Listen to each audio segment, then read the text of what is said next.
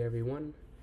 So today I'm going to be going over just like a general guide to help people pass prop challenges or prop firm challenges. I'll be giving some examples of like my experiences, what worked for me, and things like that. This is pretty much the agenda we'll be going through. I'll try not to go off on tangents, since for those who know me, I can talk a lot about this stuff. I'll try to keep it concise and pretty straightforward. For those watching this specific part, I'm gonna also make chapters on YouTube, so you can just skip to specific parts that you may want to go into. Anyway, so to get started, as always, I'm not a financial advisor. Anything that you see on my page is just for educational purposes. It is not to be taken as financial advice. The market does have its risks, which I highly recommend you read up on that before engaging in trading the markets. And with all that fun stuff out the way, let's get into this. So prop firms, for those who may be new to this or may not know what they are, they're essentially like a business that will front you an account ranging anywhere between 10K to up to 300K, and different ones work differently. There's ones like I use Apex Trader Funding and FTMO. For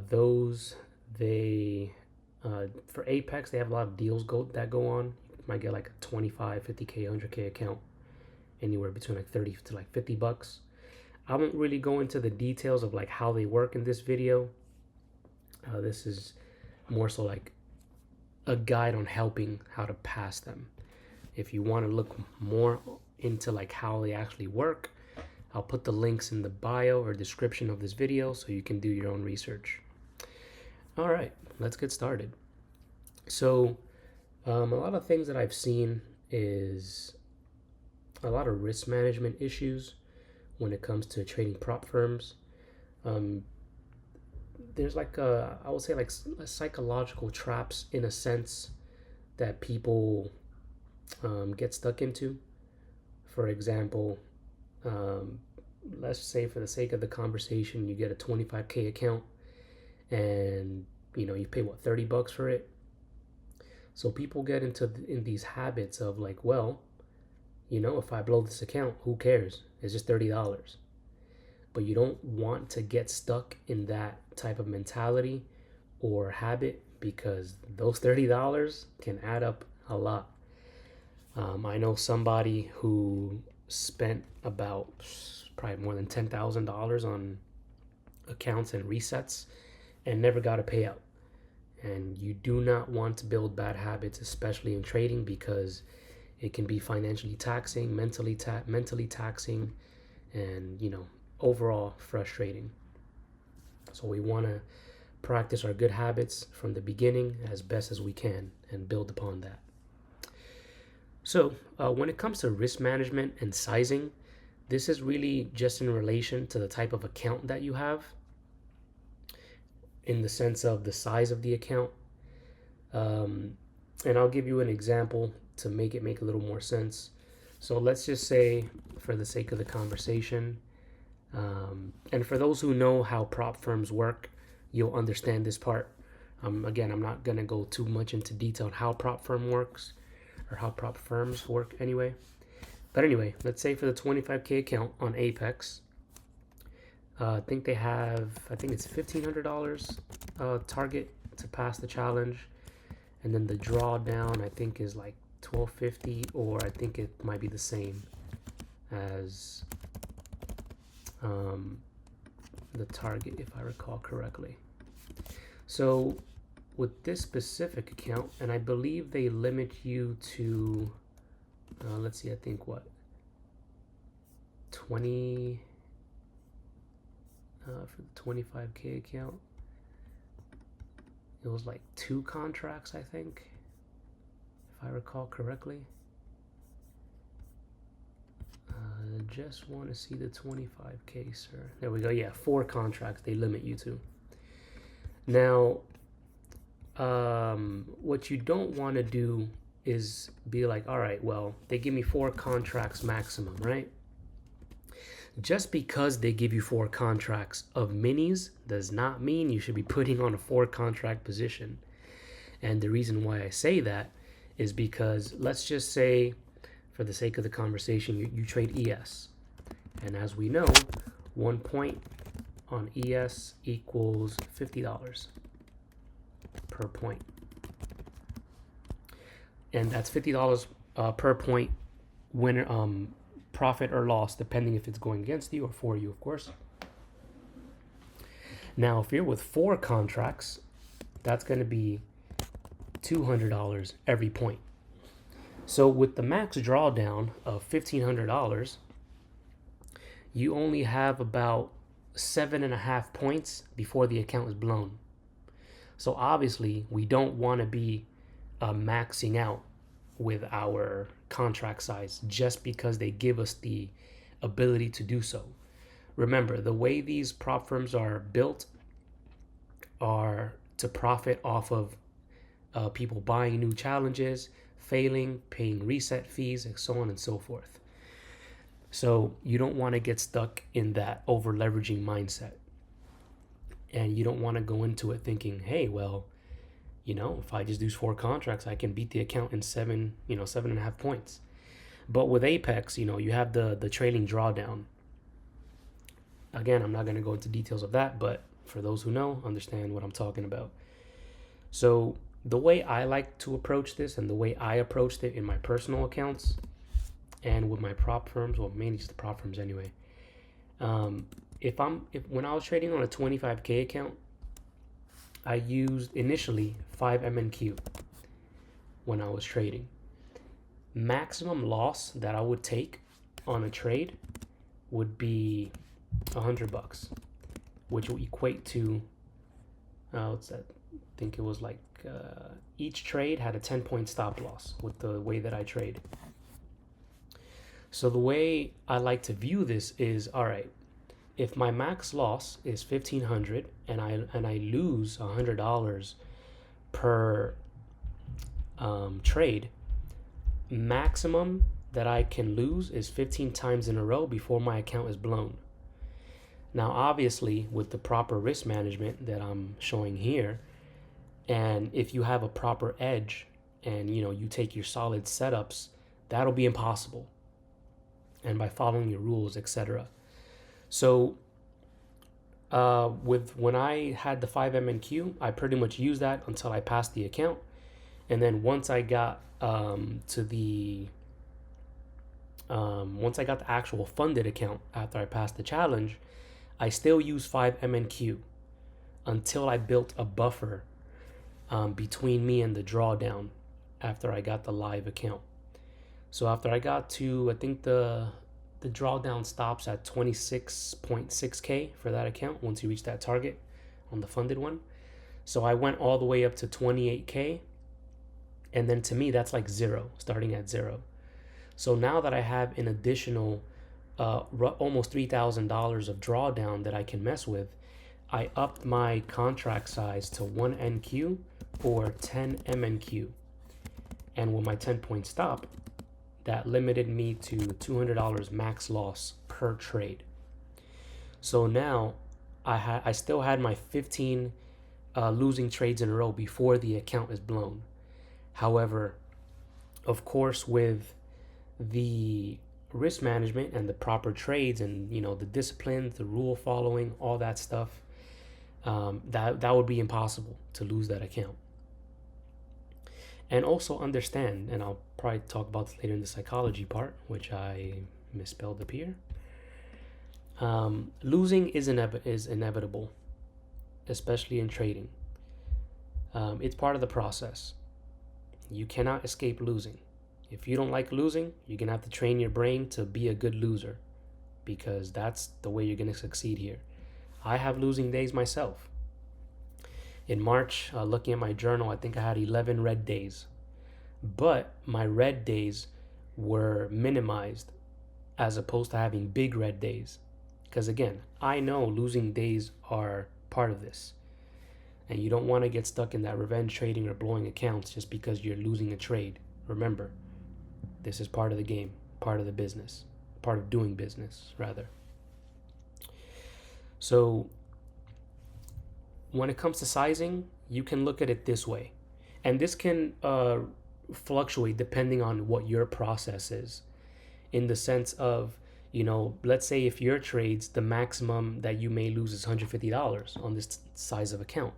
So you may say, all right, I have 10 trades before the account will be blown. And then with that, you can understand that, you have an idea of how many trades that you can take and your sizing. So you can size accordingly. Hopefully that made sense. If not, just post a comment or ask me in the comments below and I'll get back to you when I see it. And just to give you insight on what I did, or what I'm doing anyway, I still have my 25K account, although I don't really trade that much on it, on Apex, because I got a 50K account. But for my 50K account, I mainly trade YM now, and I'm using 2 YM every trade. Once I get to a good buffer, I want to get to at least like 55K, and I want to move that up to 3 YM, and that'll be my base moving forward. So maybe not 55K, probably 54K after I bring it back up after this payout. So yeah, once I get to that level with 3 YM, right now I'm using 2, and I lose maximum $150 per trade. So my stop loss on YM is 15 points on the specific setups that I take. So once I move to 3, my max loss will be 225 on each trade, which will still give me leeway to have the proper risk management that's required for this. Cool. So moving on to the next bit, the playbook. Having a playbook is very, very important, in the sense of you want to have an idea of what your trades are, what you're looking for, which ones are good trades, which ones are not good trades. You don't want to just take any trade here and there just because, You want to have a clear-cut understanding with, all right, this is what my setup looks like. On average, this is how much I make, and on average, this is how much I lose. And then you can get an idea of how much the trade will give you and how much it will take away from you if it goes against you. And I'll give you an example with a setup that I've been back testing, and I took and this is the second time I've taken it live. So this is on ES, but it can be this setup I see on ES, NQ, YM, etc. I took it on YM. Actually, let's go to YM since I'm talking about that. Let's get rid of all these fib lines. Let's zoom in here, and then let's zoom in here. So what I've noticed is this specific setup is we have a huge drop, then we get a doji that prints in the middle of the big drop, and then just continues getting obliterated back down. And what I've noticed is that price will always retrace back to that level and then get sold off again. Now, let's go to what happened on Friday. As we can see, price retraced to that level and it got obliterated back down. So for me, when I was back testing it, on average, it looks like, well, depending where you enter on anyway, but usually the body seems to be a good one to enter on, or the top of the wick in this specific trade model. And from the top of the wick, I would say anywhere between 25 to 35 points would be a good stop loss that I've seen. Again, do your own research. This is just what I've seen. And then 25, 30 points against you, and minimum, it'll give at least 40 to 100 points in your favor. So as we can see here, this would be our entry. And let's go to Friday. Price went against us by, what's that? 369. If my math is correct, that's 23 points. So it would have been within our 25 to 30 point range to not get stopped out.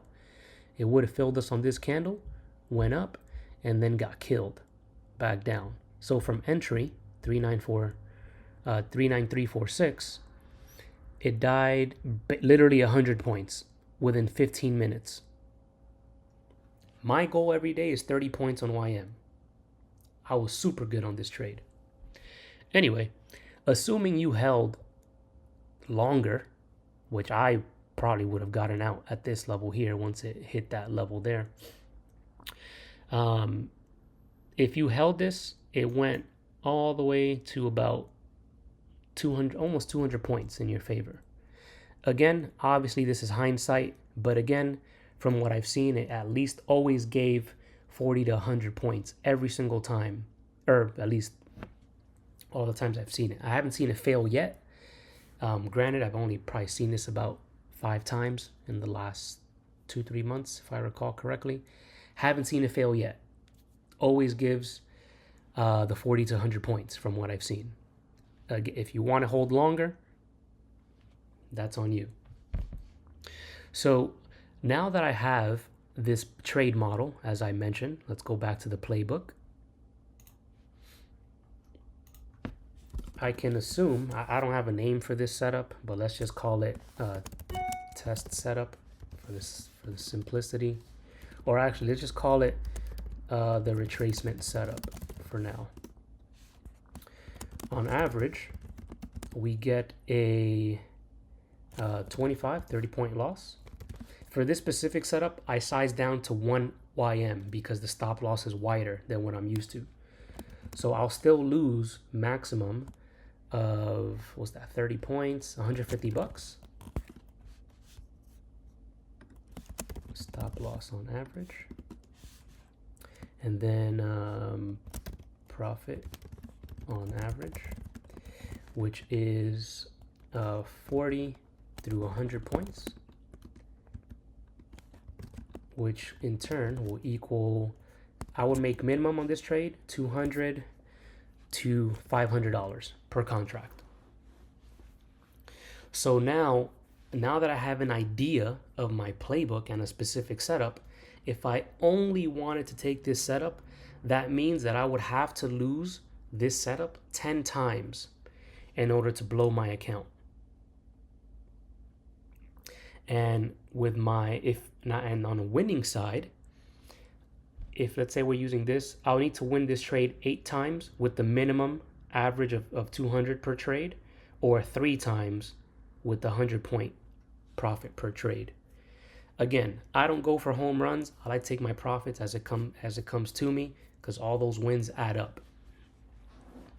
So now with the playbook, we have an idea. Cool. This is how many trades it's going to take me to get a payout or to get to pass the challenge.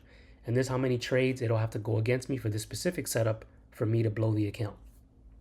So now we have a plan. We have a playbook. Or at least we have a setup in our playbook anyway. Now with the system building, I kind of like drew it out here. But with the system building, we can also go into a little more details on that.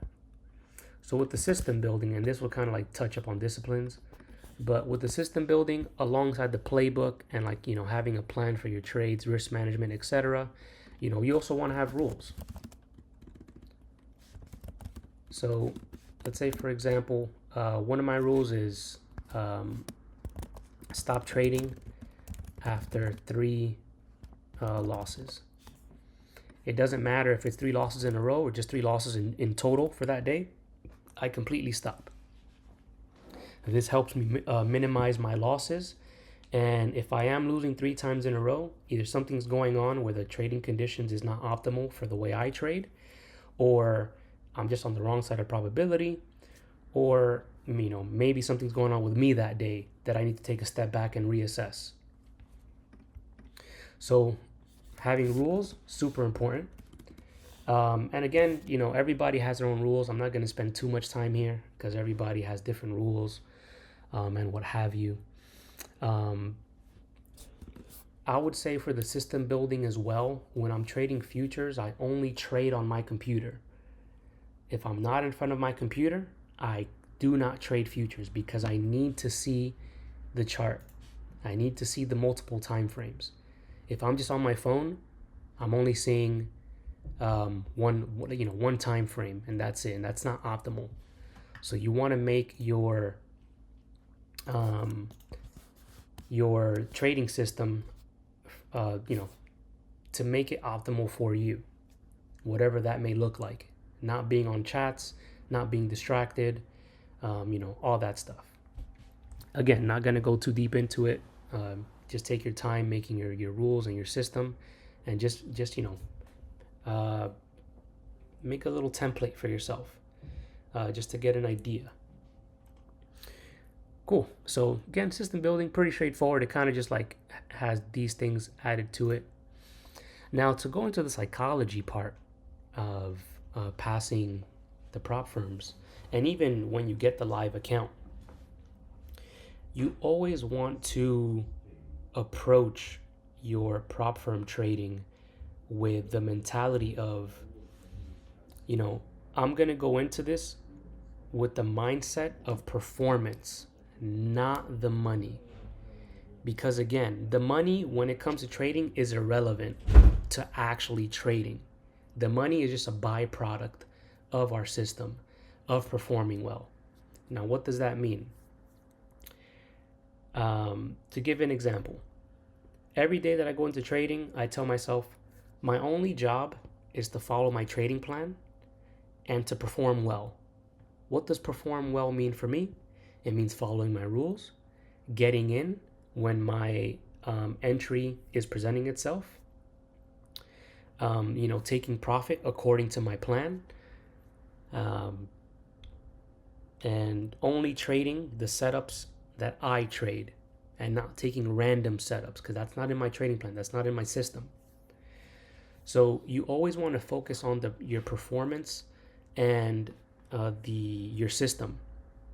Because again, if you focus on the money, I need to get this payout tomorrow. I need to get this payout in 2 weeks or whatever it may be. The market doesn't care that you need to get a payout in 2 weeks. So you need to follow your rules. And remember, it's going to take as long as it takes. If it takes a week, great. If it takes a month, even better. If it takes, or rather not better, but you know what I mean. If it takes 2 weeks, a month, 2 months, whatever it may be, you'll be fine. Because again, it doesn't matter if you're doing the challenge portion, your personal account, or a funded account. The same rules and disciplines must be followed. You don't want to build bad habits in your prop firm challenge that you'll bring over to your real account and vice versa. And remember, this is a forever thing in the sense of, I'd imagine people are going to have their accounts forever, right? So you don't want to let me just speed things up and over leverage to pass the account tomorrow. To me, that doesn't make any sense because whether you pass the account tomorrow, in a week, or whatever, your rules cannot change. Well, for the better they can, but your rules cannot change, your disciplines cannot change, and your plan cannot change. So, with that being said, again, remember that the money comes from the system. It comes from the disciplines. It comes from you performing well. One thing that I also tell myself is whether I win or lose a trade, I thank myself. Hey, great job on performing well. You got in when you said you did and you won this trade. Awesome. Oh, you got in when you said you did and you lost a trade. That's awesome too because you followed the plan. You don't want to beat yourself up when you lose trades. Unless you did something stupid or outside of your trading plan, try not to beat yourself up, but learn from your mistakes. Show compassion to yourself. We're human after all. So again, focus on your performance and you'll do fine. Any other psychological things we can touch on before I end this? Again, like I mentioned in the beginning, you don't want to you don't want to have the mentality of like, oh, the account is only 50 bucks or $100. So if I blow it, then I'll just buy another one. And I'm telling you, from working with other people and seeing other people's results, those $100, $50 add up very quickly. You don't want to be in that mentality of, cool. I'm on tilt. Let me just go full size. You don't want to do that and build those bad habits. Let's see. I think that's pretty much it for today. I can't necessarily think of any other. Let me see. Actually, I might have something else that I can touch up on. See if I could find it. Let's see. Yeah, I guess like I mentioned, trying to pass the challenge quick or getting rich quick. Trading, subjectively, it can be a get rich quick scheme, but you don't want to get into that mentality because remember, the money comes from the system and all that other stuff. But yeah, I think that's pretty much it for today. Thank you all for watching this. Again, any questions, just feel free to put them in the comments and I'll get back to you when I see it. I'm usually pretty quick to respond. Hope this was helpful. If it was, let me know in the comments, all that good stuff. And I will see you guys on the next one. Enjoy your weekend.